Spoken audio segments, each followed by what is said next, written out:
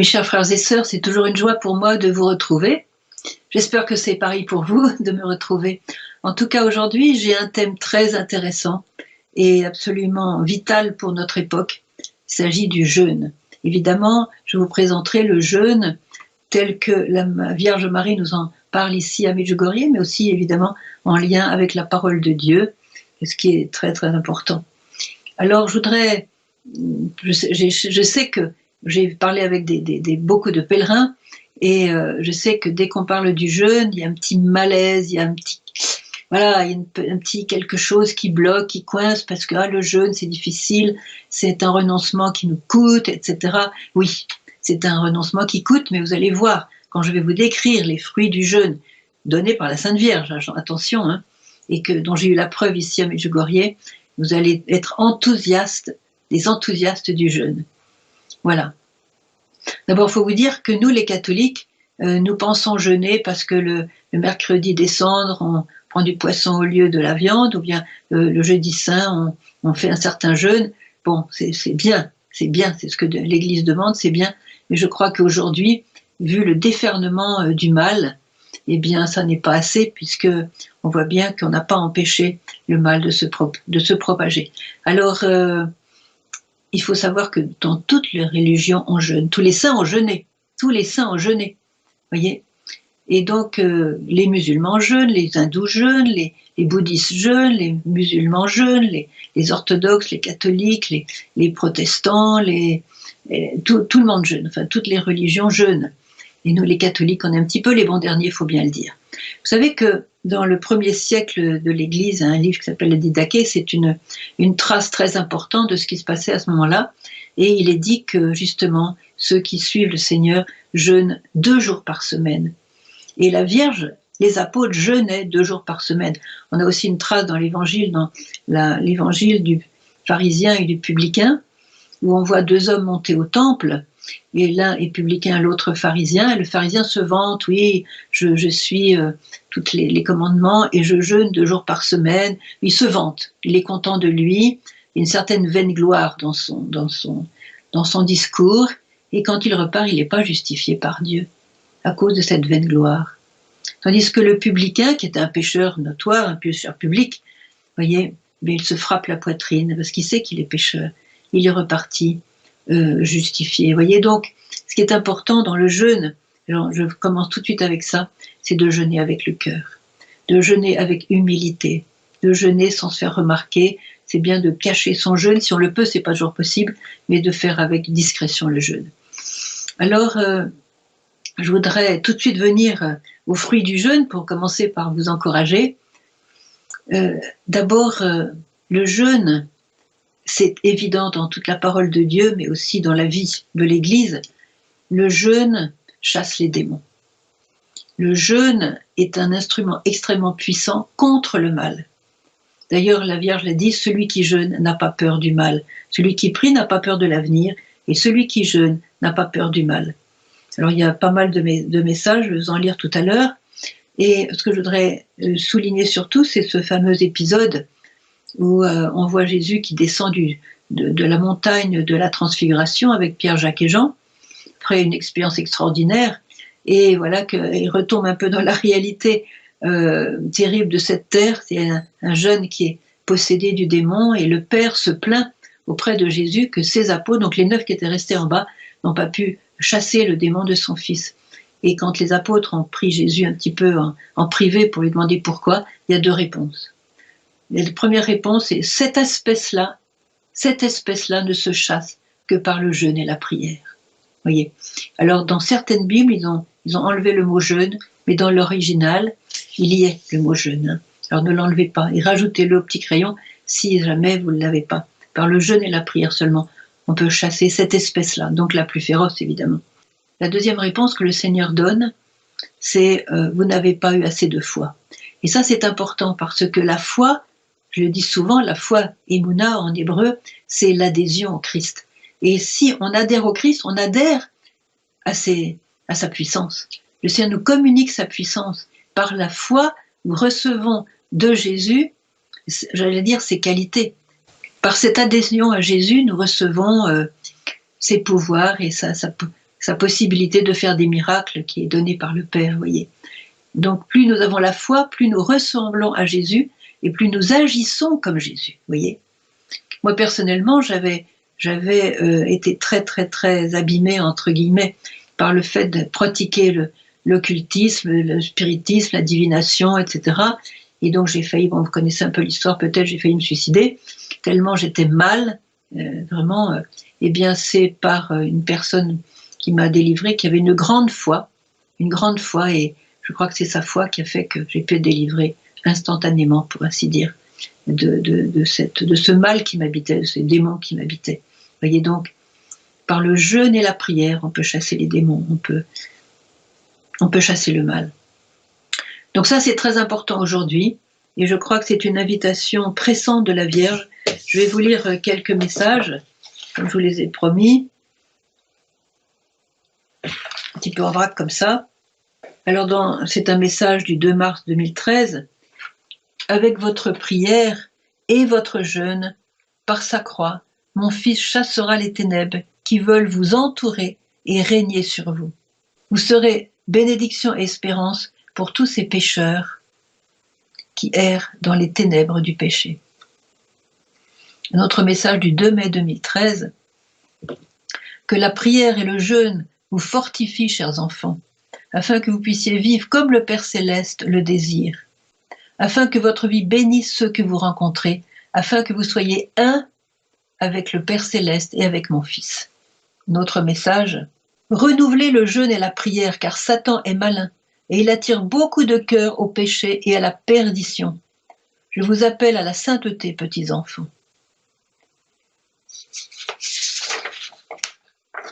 Ça, c'était le 2 janvier à Myriana, 2 janvier 2015 à Myriana. De nombreuses fausses vérités vous sont offertes, chers enfants. Vous les dépasserez avec un cœur purifié par le jeûne, la prière, la pénitence et l'évangile. Ça, c'est le 25 septembre 2020. N'oubliez pas, petits enfants, que la prière et le jeûne opèrent des miracles en vous et autour de vous. Bon. Le jeûne n'est pas un forcing, c'est pas un joug insupportable. C'est quelque chose qui doit nous donner au contraire la liberté du cœur, la joie du cœur. Et aussi, c'est un moyen que nous donne le Seigneur de grandir dans l'amour. Voyez, si par votre jeûne, vous permettez à un jeune de se convertir, si par votre jeûne, vous permettez à un groupe de jeunes, un groupe de personnes âgées, une famille, de retrouver le chemin du Seigneur, si par votre jeûne, vous pouvez guérir tel ou tel malade, si par l'offrande de votre jeûne, vous pouvez retourner l'espérance à des personnes qui ont perdu l'espérance. C'est ça. Donc c'est pour ça que je dis que le jeûne est avant tout un acte d'amour. Et ces actes d'amour, vous en verrez les fruits quand vous arriverez au ciel. Quand vous arriverez au ciel, il y aura peut-être quelqu'un qui vous dira « c'est par le jeûne que tu as fait à tel moment que j'ai pu recevoir la lumière de Dieu et être sauvé. » Et oui. Et ça sera peut-être quelqu'un qui vit aujourd'hui en Chine, en Amérique du Sud ou ailleurs, vous voyez. C'est le Seigneur qui gère le fruit de nos offrandes. Voilà. Donc, chasser les démons, guérir les maladies. Il y a aussi une chose importante qui est souvent oubliée pour le jeûne, c'est que grâce au jeûne, on peut délivrer les âmes du purgatoire. Et ça, les mystiques l'ont vu. On peut citer aussi Maria Sima, mais aussi Natuzza dans le sud de l'Italie, Catherine de Sienne, Sœur Faustine aussi par le jeûne, elle délivrait aussi, elle offrait pour les âmes du purgatoire, pas seulement le jeûne, mais ses souffrances, etc. Vous voyez. Si vous avez des défunts que vous voulez aider à aller vite au ciel, sachez que le jeûne et la prière sont très puissants pour les délivrer du purgatoire et leur permettre de voir Dieu en face à face avec Dieu. C'est la joie éternelle qui nous attend au ciel. Un autre fruit du jeûne, eh bien, c'est que le jeûne illumine l'âme et l'esprit. Vous allez avoir beaucoup plus de lumière sur une décision à prendre, une vocation à recevoir, à choisir. Vous voyez, beaucoup de personnes oublient que ils se demandent à quoi je sers sur la terre, quel est mon chemin, quelle est ma voie, quel est mon avenir, quelle est ma direction. Eh bien, par le jeûne et la prière, eh bien, vous aurez une lumière sur la direction de votre vie, sur votre identité aussi, et sur la direction à prendre dans votre vie. J'ai beaucoup d'exemples comme ça, mais j'en verrai vers la fin si j'ai encore un petit peu de temps pour donner des exemples. Parce que le jeûne purifie l'âme et illumine l'esprit. Et donc ça donne une liberté, vous voyez, une liberté extraordinaire. Un autre fruit du jeûne qui est très important aussi aujourd'hui, c'est que le jeûne est comme, je dirais, le scanner du Saint-Esprit. Vous voyez, c'est un moyen que le Saint-Esprit utilise pour révéler nos dépendances en particulier. Vous voyez, je me souviens d'un exemple, c'était le père Slavko qui prêchait une retraite de jeûne et prière ici à Medjugorje pendant 5 jours, et un des hommes qui était là, un des pèlerins, disait « Moi j'ai beaucoup de mal à jeûner, mon père, parce que moi, le mercredi et le vendredi, quand je jeûne, je suis désagréable avec ma femme, je suis même quelquefois agressif, alors que les autres jours, tout va bien entre nous. Et alors, et donc je vais peut-être abandonner le jeûne. N'en faites rien, lui dit le père Slavko, parce que si vous êtes désagréable avec votre femme les jours de jeûne, c'est qu'il y a quelque chose en vous, dans votre âme, qu'il faut regarder de près pour vous en libérer. Voyez. Donc c'est une révélation, c'est comme un scanner sur votre corps. Si vous avez une tumeur cancéreuse ou autre, eh bien vous ne sentez pas la tumeur au début, mais le scanner va révéler la tumeur. Et il ne s'agira pas de dire oh, bon ben je me porte bien, tout va bien, on va pas tenir compte du scanner. Oui, mais après la tumeur va grossir et va vous envahir. Voyez. Donc c'est très important de jeûner pour avoir cette révélation de ce qui ne va pas en nous, avant de prendre soin de ce qui ne va pas. Voyez. Alors bien sûr, par le jeûne et la prière, on peut, alors connaissez le fameux message Marie, par le jeûne et la prière, vous pouvez empêcher les guerres, vous pouvez arrêter les guerres, et vous pouvez suspendre les lois de la nature. Bon, empêcher les guerres, tout le monde a ce désir. Arrêter les guerres, tout le monde a ce désir. On sait ce que c'est qu'une guerre. C'est horrible une guerre. Une guerre, c'est horrible. Eh bien, on peut empêcher une guerre par le jeûne et la prière. Et je pense qu'aujourd'hui, plus que jamais, il nous faut revenir au jeûne, ne serait-ce que pour cela.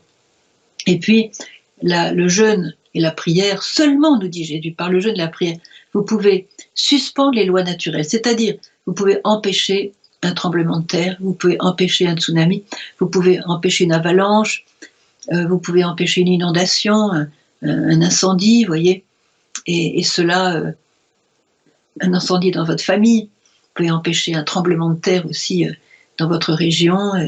Là, on a vu les photos, les films des tremblements de terre, et je demande souvent aux gens qui me disent « Ah mais moi, ma soeur, je jeûne pas parce que c'est trop difficile. » Je dis mais cher ami, qu'est-ce que vous préférez?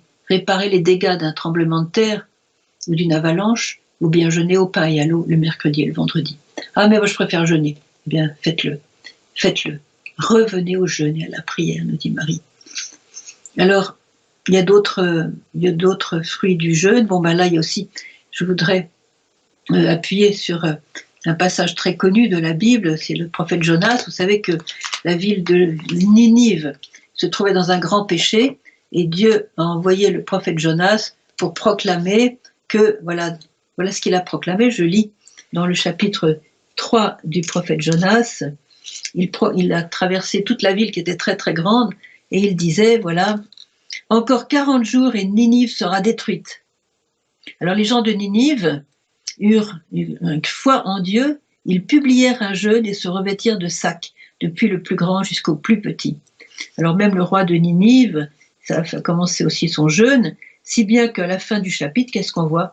Que Dieu n'a pas envoyé cette destruction de Ninive, et donc grâce au jeûne et à la prière des gens de Ninive, Dieu vit ce qu'ils faisaient pour se détourner de leur conduite mauvaise, ainsi Dieu se repentit du mal dont il les avait menacés. Il ne le réalisa pas. Et donc Ninive a été sauvée grâce au fait que les habitants ont jeûné et prié, et surtout jeûné, bien sûr. Ils ont cru en Dieu.